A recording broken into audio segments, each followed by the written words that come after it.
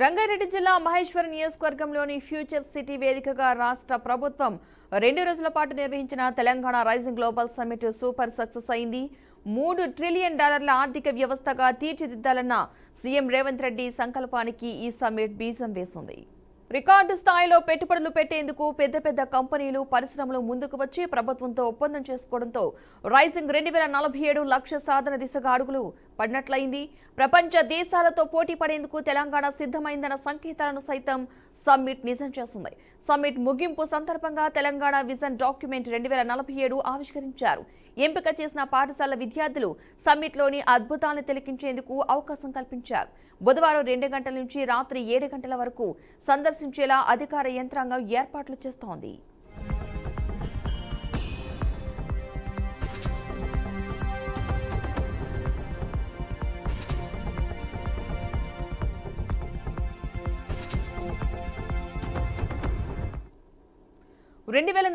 నాటికి $3 ట్రిలియన్ ఆర్థిక వ్యవస్థగా ఎదిగేందుకు అంతర్జాతీయ జాతీయ సంస్థలను ఆకర్షించి పెట్టుబడులకు సాధించేందుకు ప్రభుత్వం చేసిన ప్రయత్నం ఫలించింది.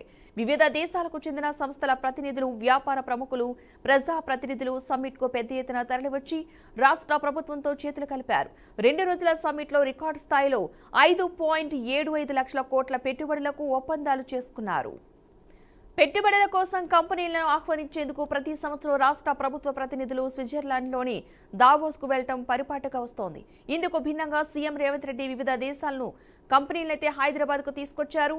రాష్ట్ర ప్రభుత్వం ఇచ్చిన పిలుపుకు స్పందించి పెట్టుబడులు పెట్టేందుకు మేం సిద్ధం అంటూ ఒప్పందాలు చేసుకున్నారు. ఇక ఇదే అంశానికి సంబంధించిన పూర్తి సమాచారాన్ని మా ప్రతినిధి రామకృష్ణ అందిస్తారు. రామకృష్ణ, చెప్పండి. పద్మ, ఏదైతే కాంగ్రెస్ పార్టీ 2 ఏళ్ల ప్రభుత్వం వచ్చి 2 ఏళ్లు అవుతున్న నేపథ్యంలో కాంగ్రెస్ పార్టీ కొంచెం ప్రతిష్టాత్మకంగా తీసుకున్న తెలంగాణ గ్లోబల్ సమ్మిట్ ఏదైతే ఉందో దాన్ని 2 రోజుల పాటు సక్సెస్ఫుల్ గానే నిర్వహించారని చెప్పుకోవచ్చు. దీనికి సంబంధించి కూడా ఇతర కంట్రీల నుంచి కూడా డెలిగేట్స్ రావడం జరిగింది. వ్యాపారానికి సంబంధించి దానికి సంబంధించి ఓవరాల్ గా చూసుకుంటే 2047 డాక్యుమెంటరీ కూడా సీఎం రేవంత్ రెడ్డి అధ్యక్షన డాక్యుమెంట్ కూడా రిలీజ్ చేయడం జరిగింది. రాబోయే రోజుల్లో ప్రపంచంతో పోటీ పడేలా తెలంగాణ ఆవిష్కరించే ప్రయత్నమే తెలంగాణ రైజింగ్ 2047 డాక్యుమెంట్ అని సీఎం రేవంత్ రెడ్డి కూడా చెప్పడం జరిగింది. ఇది రాష్ట్ర భవిష్యత్తును నిర్దేశించే రూట్ మ్యాప్ లాంటిది అని కూడా చెప్పడం జరిగింది. మెయిన్ గా చూసుకున్నట్లయితే 4 కోట్ల తెలంగాణ ప్రజల అభిప్రాయాలు, ఆకాంక్షలు ఇందులో చోటు కల్పించామని కూడా సీఎం రేవంత్ రెడ్డి చెప్పడం జరిగింది.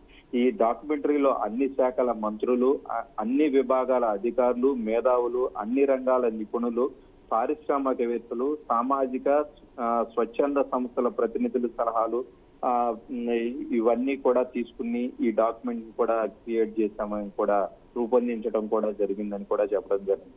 మెయిన్ గా చూసుకుంటే ఈ డాక్యుమెంటరీ ఊరికే ఏదో 4 గోళ్ల మధ్యలో కూర్చుని తయారు చేసింది కాదు. ఈ డాక్యుమెంట్ తయారు నీతి ఆయోగ్ కీలక భూమిగా నిర్వహించిందని కూడా చెప్పుకోవచ్చు. Indian school of business ISB ప్రొఫెసర్లు డాక్యుమెంట్ లో తయారీలో వాళ్ళ ఇన్వాల్వ్మెంట్ కూడా ఉంది. వాళ్ళ సూచనలు, సలహాలు ఎవరైతే ఉన్నారో వాళ్ళందరి సలహాలు, సూచనలు 4 కోట్ల తెలంగాణ ప్రజలు ఆకాంక్షలు ఎలా ఉండాలి ఏంటి అనేది కూడా దీనిలో పొందుపరిచాము అని కూడా సీఎం రేవంత్ రెడ్డి స్పష్టం చేశారు. ఏదైతే 2035 $1 ట్రిలియన్ వృద్ధి రేటుతో ఉండాలి, 2047 $3 ట్రిలియన్ వృద్ధి రేటులో ఉండాలని కూడా సీఎం రేవంత్ రెడ్డి ఒక ప్రణాళికతే రూపొందించారని చెప్పుకోవచ్చు.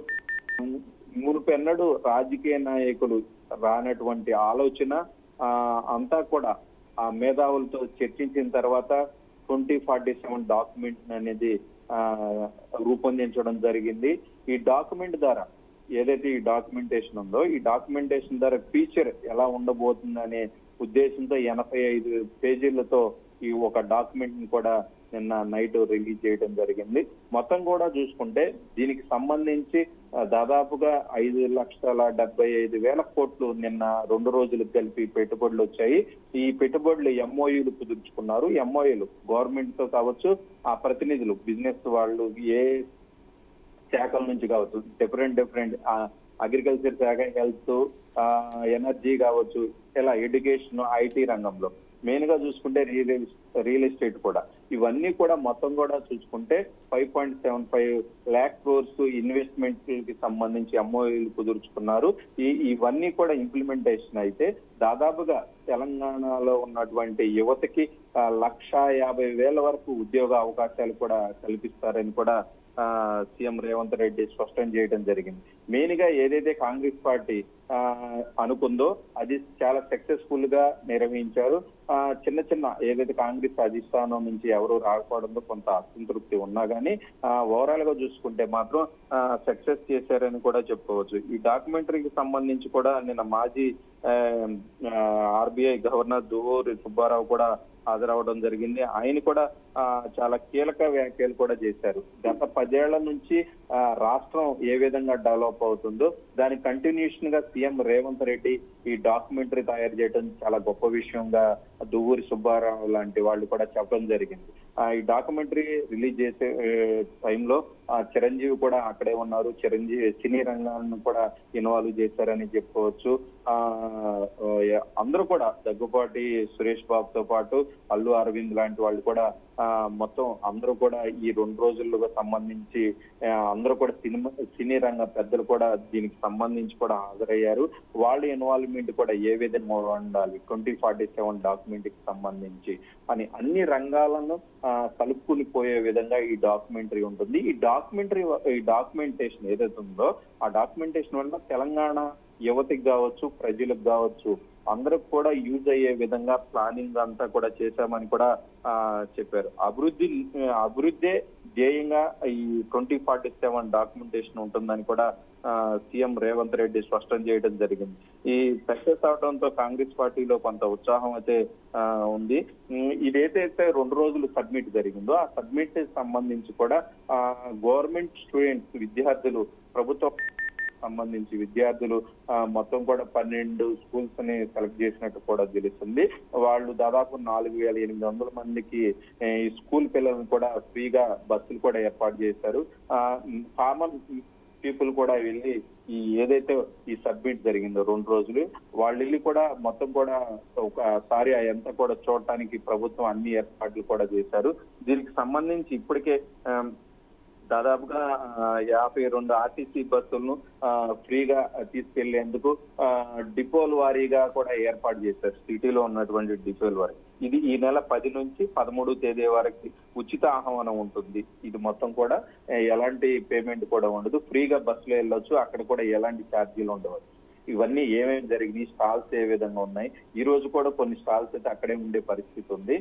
ఇన్వెస్ట్మెంట్ కి సంబంధించి కొన్ని స్టాల్స్ ఏర్పాటు చేయడం. ఆ స్టాల్స్ అన్ని కూడా గవర్నమెంట్ తో లింకప్ అయిన ఉన్నటువంటి స్టాల్సే ఉన్నాయి. మాక్సిమం అక్కడ ఉన్నటువంటి స్టాల్స్ అవన్నీ కూడా విద్యార్థులకి కొంత వాళ్ళ మాస్టర్స్ తీసుకువెళ్ళి వాటి గురించి కూడా ఎక్స్ప్లెయిన్ చేసే అవకాశం ఉంది. మొత్తం ఓవరాల్ గా చూసుకుంటే కాంగ్రెస్ పార్టీ ఏదైతే అనుకుందో అదైతే పూర్తి స్థాయిలో సక్సెస్ చేసిందనే చెప్పుకోవచ్చు Padma. Right, thank you Ramakrishna.